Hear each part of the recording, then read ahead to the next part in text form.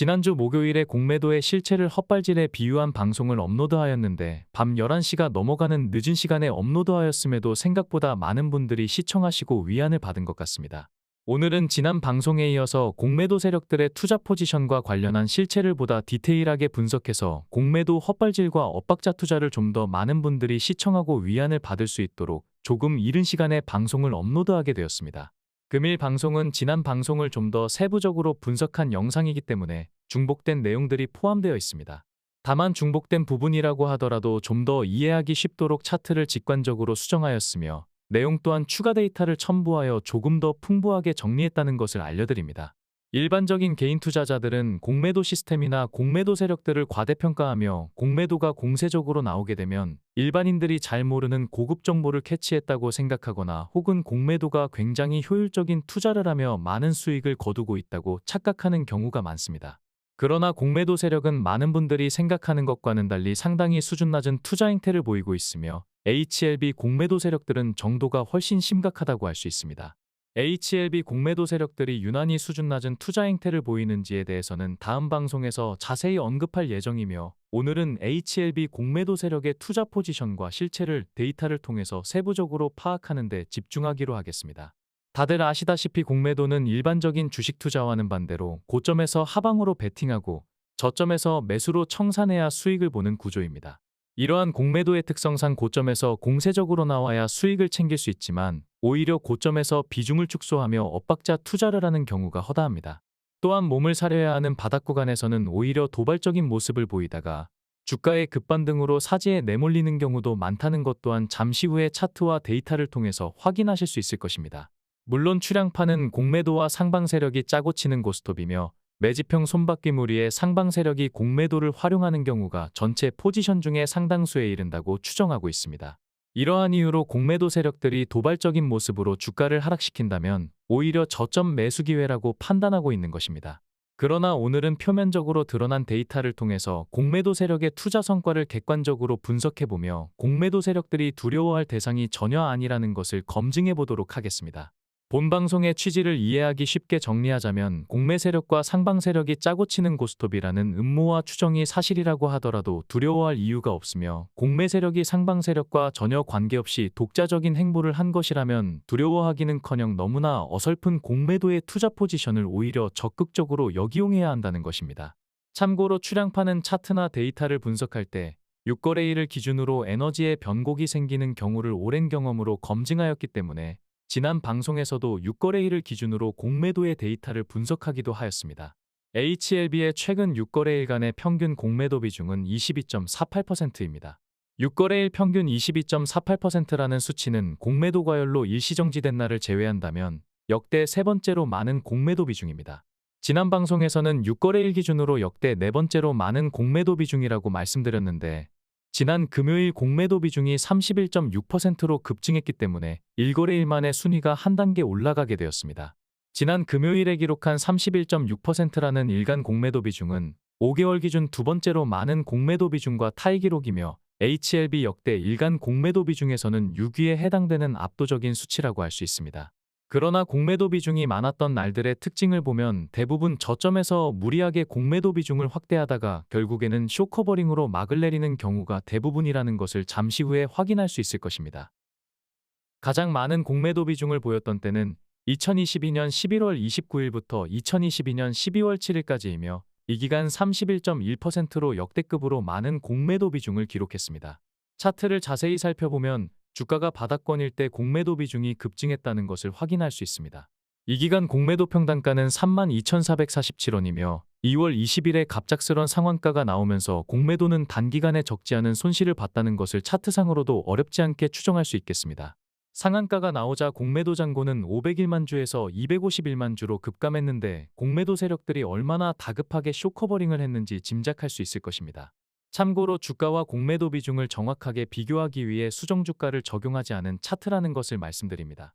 두 번째로 많은 공매도 비중은 2019년 6월 10일부터 2019년 6월 20일까지이며 이 기간 평균 공매도 비중은 26.9%를 기록하였습니다. 공매도가 급증하고 단기적으로 주가가 하락했기 때문에 공매도 세력이 승기를 잡는가 싶었지만 이내 주가는 바닥을 찍고 무려 9배나 상승했기 때문에 이 기간 또한 공매도 세력이 완벽한 헛발질로 완패를 당했다고 평가할 수 있겠습니다. 네 번째로 많은 공매도 비중을 보였던 때는 2022년 3월 22일부터 3월 29일까지이며 이 기간 평균 공매도 비중은 22.1%를 기록하였습니다. 이 기간 공매도 평균가는 3만 1,000원으로 역시나 바닥권에서 무리수를 두며 공매도 세력이 도발적으로 잔고를 쌓아놨지만 결국 주가가 반등할 때 유용한 자양분으로 활용되었다는 것을 확인할 수 있습니다.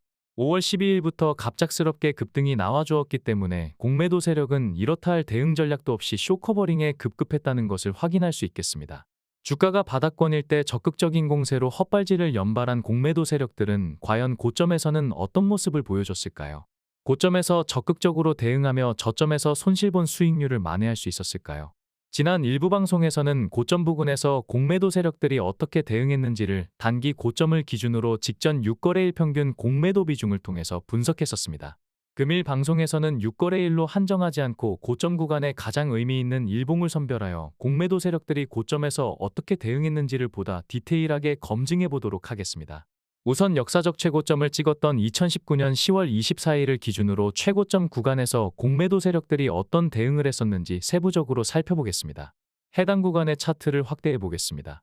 네모로 표기한 고점 구간에서 시가와 종가가 마감되며 단기 최고점을 기록했던 일봉들을 기준으로 공매도 비중 현황을 살펴보겠습니다. 단기 최고점을 기록했던 해당 구간의 평균 공매도 비중은 2.57%라는 것을 확인할 수 있습니다. 앞서 바닥권에서 22%에서 31%까지의 공세적인 모습을 보였다는 것을 말씀드렸는데 이것을 감안한다면 2.57%가 얼마나 낮은 수치인지를 가늠하실 수 있을 것입니다. 고점에서 비중을 확대하며 공세적인 모습을 보여야 수익이 날 수 있으며 저점에서는 소극적으로 대응해야 손실을 최소화할 수 있는 것이 공매도 수익 구조의 특징입니다. 그러나 저점에서는 공세적인 모습으로 손실을 확대하고 고점에서는 소극적인 대응으로 수익 기회를 스스로 박탈하는 모습을 보였기 때문에 공매도 세력들이 굉장히 수준 낮은 대응을 했다는 것을 확인할 수 있습니다. 다음으로 단기 고점을 찍었던 2021년 9월 8일 기준으로 최고점 구간에서 공매도 세력들이 어떤 대응을 했었는지 살펴보겠습니다. 해당 구간의 차트를 확대해 보겠습니다.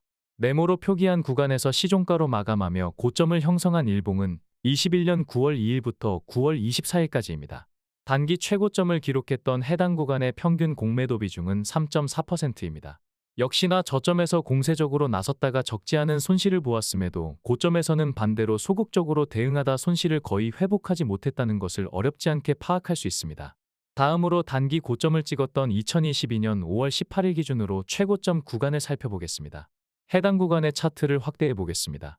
네모로 표기한 구간에서 역시나 시종가로 마감하며 고점을 형성한 일봉은 22년 5월 18일부터 5월 27일까지이며 이 기간 평균 공매도 비중은 6.13%입니다. 지금까지 고점에서 2~3% 정도로 소극적인 모습을 보여주었기 때문에 6%대도 많아 보일 만큼 공매도 세력은 초라한 행보를 보여주었습니다. 단기 고점에서 6.13% 비중으로 소극적인 대응을 한 것에 반해 바로 직전 바닥 구간에서는 22.1% 비중으로 공세적인 모습을 보여주었기 때문에 역시나 완벽한 엇박자 투자라고 평가할 수 있을 것입니다. 급등하기 직전까지 확대를 해도 평균 공매도 비중이 16.4%로 바닥권에서는 기간과 상관없이 비교적 공세적이라는 것을 확인할 수 있습니다. 역시나 결론은 저점에서 광폭적으로 공세를 펼치다가 단기간 86.5% 급등하면서 완벽하게 헛발질했다는 것을 확인할 수 있습니다. 다음으로 단기 고점을 찍었던 2022년 9월 1일부터 9월 8일 기준으로 최고점 구간을 살펴보겠습니다. 해당 구간의 차트를 확대해 보겠습니다. 네모로 표기한 구간에서 시종가로 마감하며 고점을 형성한 일봉은 4거래일이 해당되며 이 기간 평균 공매도 비중은 5.14%입니다. 5.14% 자체도 고점 대응으로는 굉장히 낮은 수치이지만 3.66%를 기록했던 9월 13일과 1.89%를 기록했던 9월 8일의 거래대금이 9월 1일과 2일의 거래대금의 2배나 된다는 점에서 가중산술로 계산한다면 5.14%보다 평균 공매도 비중이 많이 내려가게 될 것입니다. 역시나 고점에서 너무나 형편없는 대응을 했다는 것을 확인할 수 있습니다. 마지막으로 추량파 트라이앵글이라고 명명했던 최근의 파동에서 공매도 대응 수준을 짧게 분석하며 금일 방송을 마무리하겠습니다. 파동의 고점에서는 보시다시피 공매도 비중이 너무나 소극적이며 반대로 저점에서는 공세적이라는 것을 확인할 수 있습니다. HLB 공매도 세력들을 일반적인 주식 투자로 비교한다면 고점에서 무리하게 추격 매수하다 물려있는 모습이라고 할 수 있으며, 반대로 저점에서는 매수를 망설이는 전형적인 주린이의 모습이라고 할 수 있습니다.